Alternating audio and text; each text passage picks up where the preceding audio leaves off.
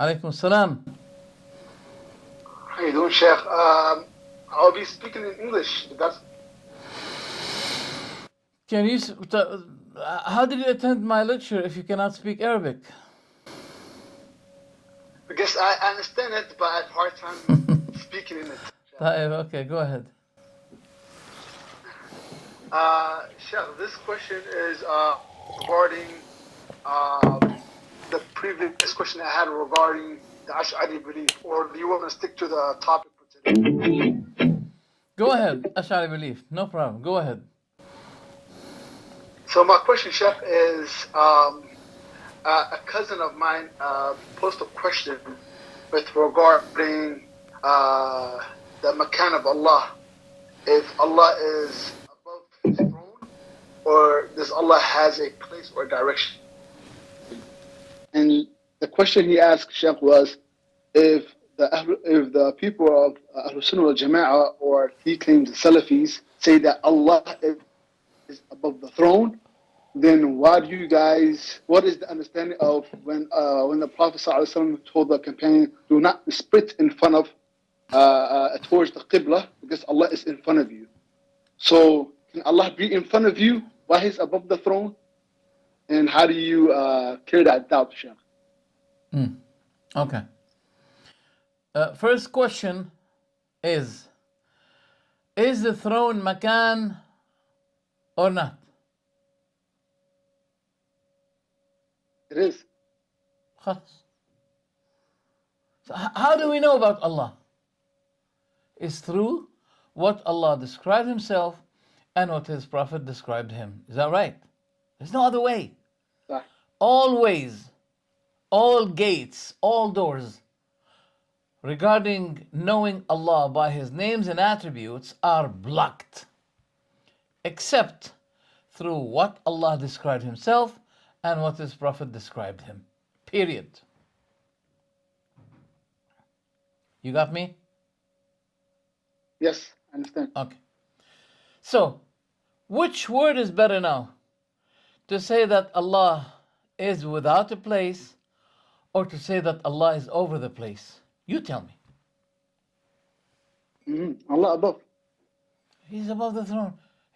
So the throne is Makan, and Allah is over the Makan. They may say to you, so where was He before creating the Makan? Sufyan al-Thawri, when he was asked this question, he said, La a'lam. He said it proudly, La a'lam. Because Allah told us that He went over His throne after creating the heavens and the earth within 6 days. But He did not tell us where was He before. So we have no permission to detail what Allah did not detail for us. Because they may say to you, oh, you say, I don't know. We got you. We got you. That way they say, that's what they do. He has no answer. Ha ha ha. Sufyan al-Thawri said it, and al-Bukhari in his book Khalq Af'al al-Ibad narrated it, that he was asked, so where was He before creating His throne? Where was His throne? Throne. He said His throne was over the water. So what was before the throne? He said, Ala la a'lam. That shows the purity of the Salaf's methodology, giving no consideration to the one who said, oh, you don't know, we got you. So the answer to this is very simple. We challenge those who bring this slogan, Mawjudun bila makan, He's existed without place. We challenge them to bring it from any of the books of the Salaf, neither in the Quran, nor in the Kalam of Rasulullah sallallahu alaihi wasallam, nor in any book of Hadith. So why? It has no existence. So suddenly it became very important. And we should know Allah, that He is without place. You can't say without place. Look. Yeah. Look. Do we say that Allah subhanahu wa ta'ala created the throne without reason? Is there any reason for creating the throne? Yes or no? There's a reason. What is the reason? The reason that He went over it. Otherwise, there is no reason to create it. It's just like buying a car without using it. I have a car. Look at this car, so beautiful. Look this. Do you use it? No. So what? It's meaningless that you buy a car without using the car. Look at this example. And to Allah is the highest example. The highest example. Allah can create the throne without mounting over it. Yes. But He told us, and the narration is from Him, that He went over His throne. And all these attempts of those Shia Ash'ari is to deny what Allah told us about Himself and what the Prophet told us about Himself. And that's why it's going to come with us, inshallah, that Al-Bukhari narrated the Salaf like Hamad ibn Zayd saying that the last thing that ends up with the Jahmis is to say that there is no Rabb over the throne. No Rabb. Did you get the answer, or you need more clarification? The part of the question was, how do you reconcile, Sheikh, with How do you what? saying that he is asking that if you're saying that he's not okay. are you saying that Allah is everywhere? No problem. He believes that Allah is a body, limited body. By saying to you, if He's up, how can He be in front of the praying person? So who believes that Allah is a limited body? Me? I don't say that. But the one who says this, he's accused of that. So, since Allah, there is nothing resembles Him, so about how can He be over the throne, but at the same time, He can turn His direction to the one who pray. Similarly, likewise, is the matter of Allah's descendants to the last third part of the night. That's why they say, we know that the night varies, differs from place to place.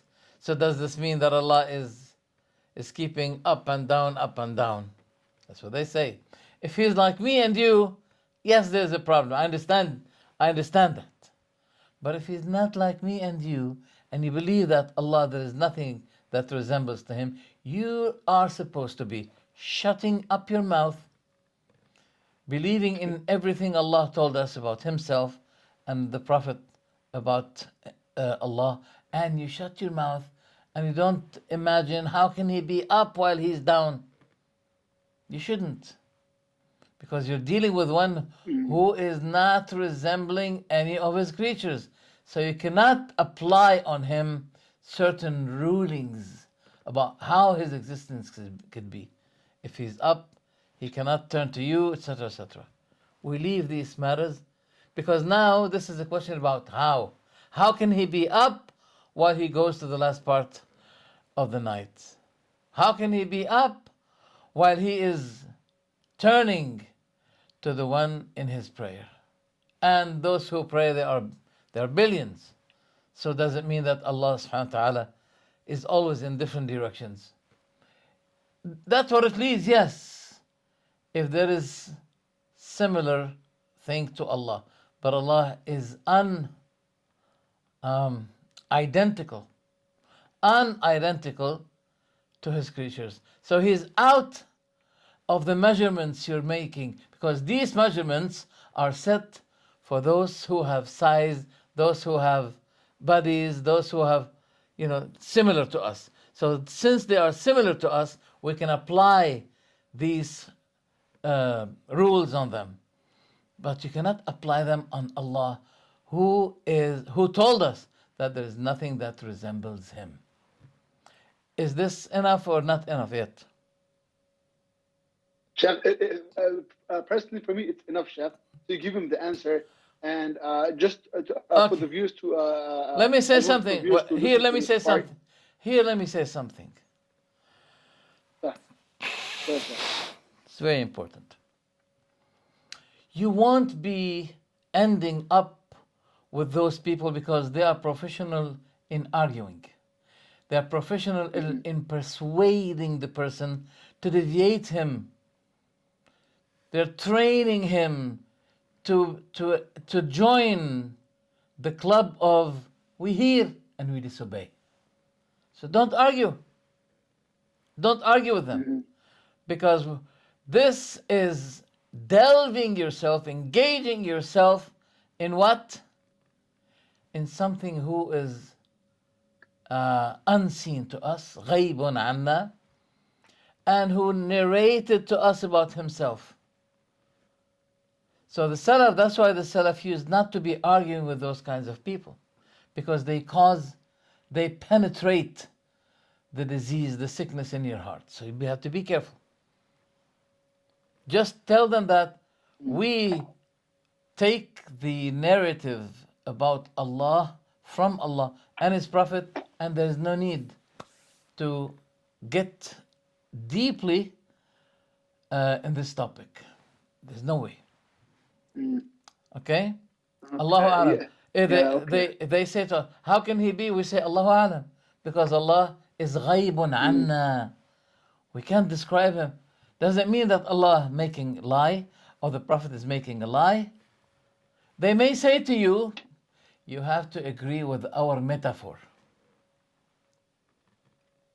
That's their solution. Right? They argue with you in order to what? To let you follow their majaz, metaphor. Right or wrong? All right. Okay. You give them this nuclear bomb. I mean academic. You say to them, but your ta'wil, your majaz, your metaphor had been by unanimous of all the scholars, the Ash'ari scholars, the Jahmiyyah, the Mu'tazila, they all admitted that the metaphor we give is a matter of possibility. We cannot assure that the meaning, the metaphor meaning we give is certain. It's possible. Allah. So you did not make any solution. You did not give me this. You did not give me the remedy. This is more confusion to bring me a possible but not definite meaning. So what did he do? You did nothing more than tashwish, confusing others, being used, utilized, employed by the devil to throw doubts in the people. So don't be that decoy. Those Ash'aris and Jahmis, they are the decoy of the devil. I think that's enough, inshallah. Okay? Yeah, inshallah. Inshallah. Jazakallah khair, Sheikh. وإياكم حياك الله. It's a relative of mine who usually try to seek the truth from both sides. He does constantly ask a lot of questions. So this question was something that he's been thinking about so much. So I kind of took my time out to ask you, Sheikh. No problem. بارك الله فيك. الله يحفظكم. Yeah. السلام عليكم.